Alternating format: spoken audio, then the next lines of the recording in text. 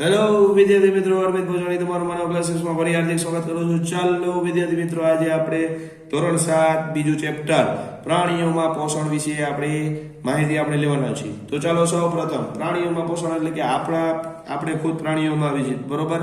તો પ્રાણીઓમાં પોષણ કેવી રીતના થાય છે એની જાણકારી આપણે લોકોને લેવી પડશે. ચાલો હવે ખાસ ધ્યાન દો, મુદ્દાસર પ્રશ્ન જે છે, બરોબર, કે ભાઈ દાંતની ગોઠવણી અને જુદા જુદા દાંતોનું નામ નિર્દેશવાળી આકૃતિ. નામ નિર્દેશવાળી તમે આકૃતિ ન દોરો તો ચાલે, બરોબર, પણ જો તમારા સાહેબ કે નિશાળ સાહેબ તો તમારે લોકોને દોરવી પડશે. તો આ રહ્યા જો આપણે આ દાંતની બધી સમજૂતી છે, બરોબર. તો ભાઈ કયા દાંત જે છે, કોને કેવા દાંત, છેદક કોને કહેવાય, રાક્ષી કોને કહેવાય, બરોબર, અગ્રદાંત કોને કહેવાય અને દાંત કોને કહેવાય, બરોબર. એ તમને દાંતમાં ખબર પડવી જોઈએ. હવે જો નીચે દાંતનો સડો ચાલુ થાય છે. દાંતનો સડો કેના કારણે થાય? મોંમાં રહેલા બેક્ટેરિયાના કારણે થાય, જે આપણને નુકસાન કરતા નથી. પરંતુ જે આપણા દાંત વચારે આપણા દાંતને સાફ ન કરી, બરોબર, દાંતને સાફ ન કરી અને જે દાંતની અંદર જે ખોરાક અથવા બેક્ટેરિયાની વસાવટ અને વૃદ્ધિ એમાં થતી હોય અને જેમ જેમ ખોરાકમાં બચી ગયેલ જે શર્કરા એ તોડતી હોય તો એ એસિડને મુક્ત કરે, તો એમ ધીમે ધીમે દાંતને શું કરે? નુકસાન પહોંચાડવાનું ચાલુ કરે અને દાંતનો સડો ચાલુ થઈ જાય. રેડી? તેવી રીતના આપણે ચોકલેટ, મીઠાઈ, ઠંડા પાણી અને ખાંડની અન્ય પેદાશો જે છે એ ઘણા અન્ય દૂષણો દાંતનો સડો પ્રેરે છે, બરોબર. ચાલો નીચે નાના આંતરડાની માહિતી. નાનું આંતરડું એટલે કે આપણા શરીરનું જે છે લાંબામાં લાંબુ અંગ જે છે એના વિશેની માહિતી છે કે ભાઈ પાચિત ખોરાક જે છે નાના આંતરડાની દિવાલની રુધિરવાહિનીઓમાં પસાર થાય છે, જેને અભિશોષણ કે શોષણ કહેવાય. આ વ્યાખ્યા છે, તમારે લોકોને પાકી કરવાની છે. નાના આંતરડાની દિવાલમાં આંગળીઓ જેવા હજારો નાના પ્રવર્ધો આવેલા છે, જેને કહેવામાં આવે રસાંકુરો કહેવામાં આવે. શું કહેવામાં આવે? રસાંકુરો. તે પાચિત ખોરાકની શોષણ સપાટીમાં વધારો કરે છે. દરેક રસાંકુરમાં સપાટીની નજીક પાતળી અને નાની રુધિર કેશિકાઓનું શું જોવા મળે છે? જાળું જોવા મળે છે. હવે રસાંકુરોની સપાટી પાચિત ખોરાકનું શું કરે છે? તો ભાઈ શોષણ કરે છે. અને શોષાયેલા ખોરાક જે છે રુધિર વાહિનીઓ દ્વારા શરીરના વિવિધ અંગો સુધી પહોંચે છે, જ્યાં તે શરીર માટે શું આપે છે? પ્રોટીન જેવા જટિલ ઘટકોના બંધારણમાં વપરાય છે, જેને બોલવામાં આવે સ્વાંગીકરણ. શું કહેવામાં આવે? સ્વાંગીકરણ. અને કોષોમાં જે ગ્લુકોઝ જે છે, ગ્લુકોઝ ઓક્સિજનની મદદથી તૂટે છે તથા કાર્બન ડાયોક્સાઇડ અને પાણી પણ ઉત્પન્ન કરે છે, તેમજ શક્તિ પણ છૂટી પાડે છે. ચાલો હવે આગળ જોઈશું. હવે જો આ પ્રશ્ન જે છે, અમીબામાં પાચનની ક્રિયા આકૃતિ દોરી સમજાવો. તો તમારે લોકોને આ આકૃતિ દોરવી પડશે. જો આમ આકૃતિ ચાલુ થાય છે, આમ આકૃતિ દોરો ત્યારે તમારે એરા દર્શાવવા ફરજિયાત છે. તો આકૃતિ ઉપરથી તમને પ્રશ્ન બતાવડો કે જ્યાં ભાઈ જો અમીબા જે છે ખોરાકના કણને શું કરે છે? પારખવાનું, કે ભાઈ આ ખોરાક છે એને પારખે છે.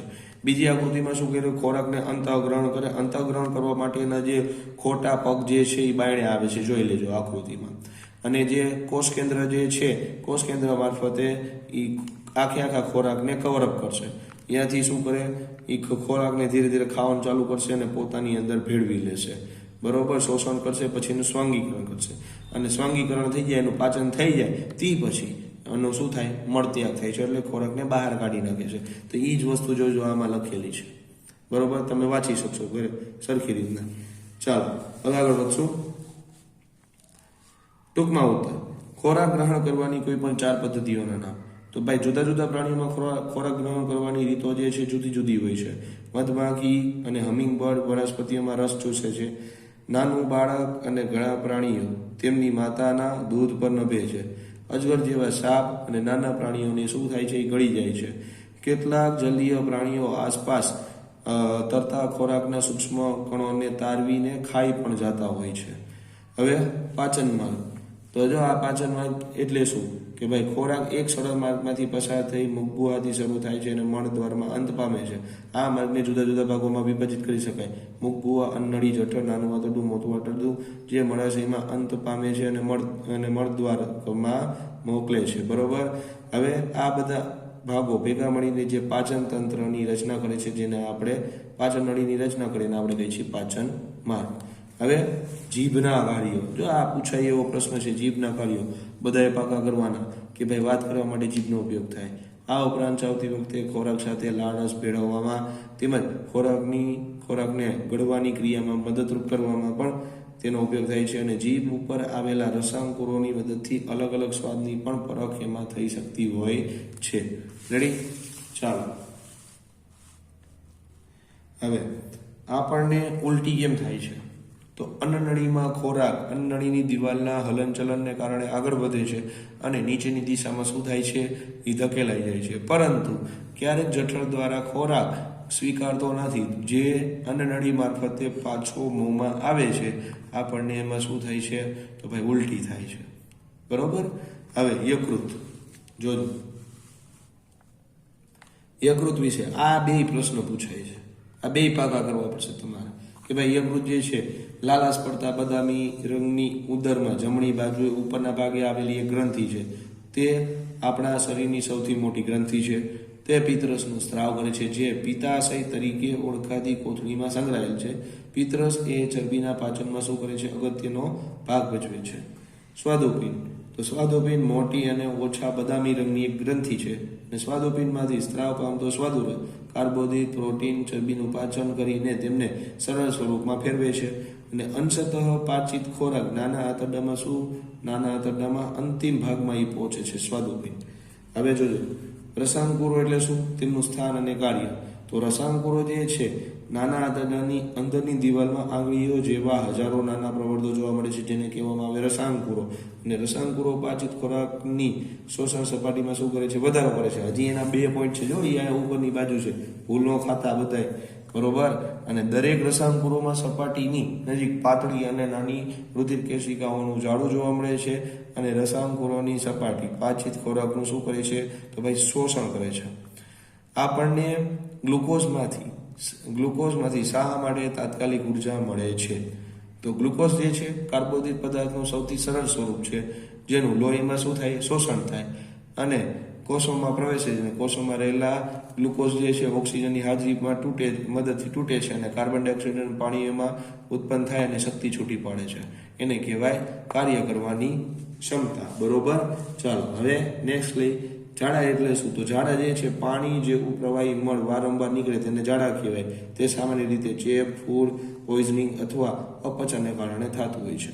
તો ચાલો હવે એની નીચેના જે 2 પ્રશ્ન જે છે એ તમારે જોઈ લેવાના છે, જે હાવ સેલામ સેલ જ છે. આમાં જે ગાય જે છે એમાં ખોરાકનું પાચન કેવી રીતના થાય છે, આ જો એની જ માહિતી છે.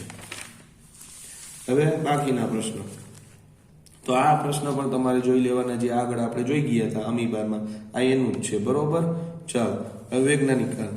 વૈજ્ઞાનિક કારણ પણ આ 2 જોઈ કાઢવાના. બરોબર? આ 2 જે વૈજ્ઞાનિક કારણ જે છે આ પણ પૂછાય એવા છે. જ્યારે તમારા સાહેબને એમ થાય કે મારે થોડું કંઈ ઝટપટું પેપર કાઢવું, એમાં તમને આ જોવા મળશે. હાલો એની નીચે પ્રયોગ છે. જો પ્રયોગ જે છે તમારા સાહેબો જે છે, બરોબર, પાકો તમને એમ કે આ પાકો કરવાનો છે, તો ભાઈ હું કરાવીશ. બરોબર? તમને સરખી રીતના, તો એ તમારે પાકો કરવાનો રહેશે. ચાલો હવે 1-2 વાક્યના પ્રશ્નમાં જાય. હવે જોજો, 1-2 સજીવોને ખોરાકની જરૂરિયાત કેમ હોય છે? તો ભાઈ વૃદ્ધિ, કોષ અને પેશીઓના સમારકામ અને શરીરના કાર્ય માટે ઉર્જા મેળવવા ખોરાકની જરૂરિયાત રહે છે અને એ જે પોષક ઘટકોની જે પ્રાપ્તિ અને જૈવિક ક્રિયાઓ ખોરાક માટે પણ જરૂરી છે. પ્રાણીઓના પોષણમાં કઈ બાબતોનો સમાવેશ થાય છે? પ્રાણી પોષણમાં પોષક તત્વોની જરૂરિયાત, ખોરાક ગ્રહણ કરવાની પદ્ધતિ અને તેની શરીરમાં વપરાશ વગેરેનો એમાં સમાવેશ થતો હોય છે. ખોરાકના વિવિધ ઘટકો શું કરે છે? તો ભાઈ કાર્બોદિત, પ્રોટીન, ચરબી, વિટામિન, ખનિજ ક્ષાર અને પાણી. રેડી? હવે બચકું ભરવા અને કાપવા માટે કયા દાંતનો ઉપયોગ થાય? તો ભાઈ છેદક દાંતનો ઉપયોગ થશે. ચાવવા માટે કયા દાંતનો ઉપયોગ થશે? તો ભાઈ અગ્ર દાંત અને દાઢનો પણ ઉપયોગ એમાં થાય. અન્નનળીમાં ખોરાક કેવી રીતે આગળ ધકેલાય છે? તો ભાઈ એની દિવાલમાં જે પરિસંકોચનના કારણે અન્નનળીમાં ખોરાક આગળ વધતો હોય છે. ભાઈ પાચન માર્ગનો સૌથી મોટો પહોળો ભાગ કયો? તો ભાઈ જઠર. જઠરની અંદરની દિવાલમાં આવતો હાઇડ્રોક્લોરિક એસિડનો ઉપયોગ શું છે? તો તે ખોરાક સાથે પ્રવેશતા ઘણા બેક્ટેરિયાને મારી નાખે છે અને જઠરના માધ્યમને શું બનાવે?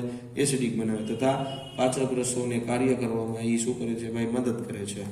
પિત્ત ક્યાં ઉત્પન્ન થાય અને ખોરાકના કયા ઘટકનું પાચન કરવા માટે મદદરૂપ છે? તો પિત્ત યકૃતમાં ઉત્પન્ન થાય છે અને ખોરાકના ચરબીના ઘટકનું પાચન કરવા માટે પણ તે મદદરૂપ થતું હોય છે.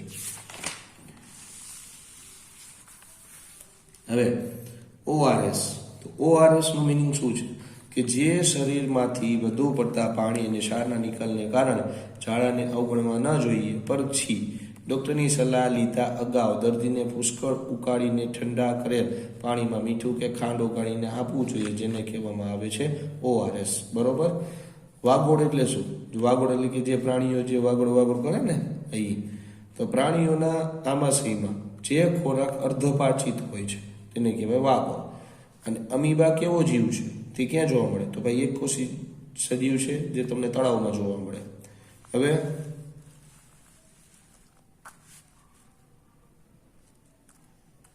ફૂટપાથ એટલે શું? તે અમીબાને કઈ રીતે ઉપયોગી છે?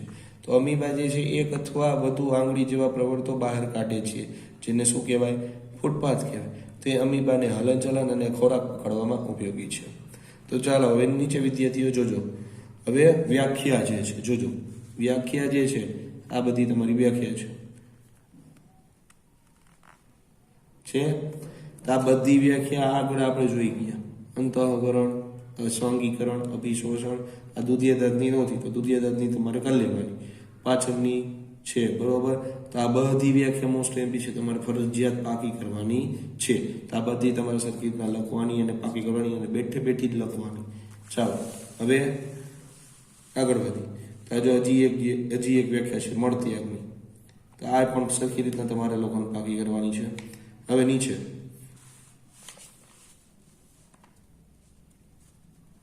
હવે આ જે છે પ્રાણીઓના નામ દીધા છે. એ કેવી રીતના ખોરાક ગ્રહણ કરે છે એ પણ નામ દીધા છે અને ગ્રહણ કરવાનો પ્રકાર પણ દીધો.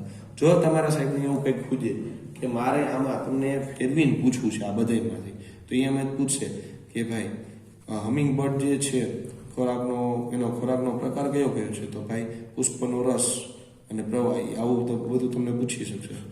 અથવા જો તમને તમારા સાહેબની ઈચ્છા થાય તો તમને આવી નામની દેશવાળી આકૃતિ પણ પૂછી શકે, જે તમારે હરખી રીતના પાકી કરવાની કે મગબુહા ક્યાં આવે, જઠર ક્યાં આવે, નાનું આંતરડું ક્યાં આવે, તમને લોકોને આવડે.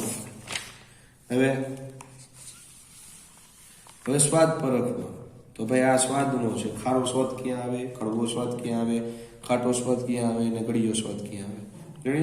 હવે એનાથી થોડુંક ચડિયાતું જો પૂછવું હોય તમારા સાહેબને તો આ પૂછી શકે કે આ પ્રક્રિયામાં પાચન જે છે એ કયા ભાગ સાથે સંકળાયેલું છે. તો આ તમારે યાદ રાખો. આ પણ તમને ખાલી જગ્યા તો MCQમાં પૂછી શકે. હવે જો એની નીચેથી વિકલ્પ ચાલુ થાય બરોબર. હવે જે વિકલ્પ જે ચાલુ થાય છે તો એ વિકલ્પ તમારે પણ સરખા પાકા કરવાના, જે લાઈનેથી ઉપાડેલા છે બધા વિકલ્પ. તો આ તમને આ ખબર પડી જશે. ચાલો હવે આગળ વધશું. હવે બીજા વિકલ્પ જોજો. એક આ છેદક કાયમી દાંતમાં છેદક દાંત, આમાં ક્રમે આડા હવરા કરી નાખે. તમે જ્યારે પાકા કરો ત્યારે એ વાતનું પણ ખાસ ધ્યાન તમારા લોકોને રાખવાનું. હવે જો આગળ વધશું ધીરે ધીરે.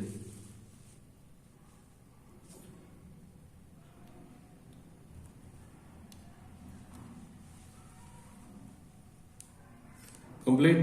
હવે વાહેલી સાઈડ એવી ખાલી જગ્યા.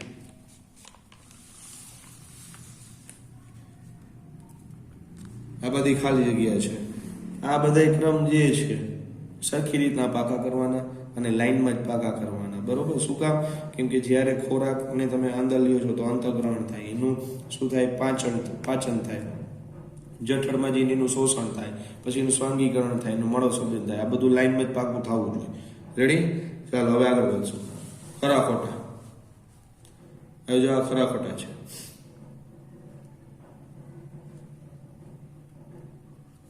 ચલો આવી ગયા. હવે જોડકા.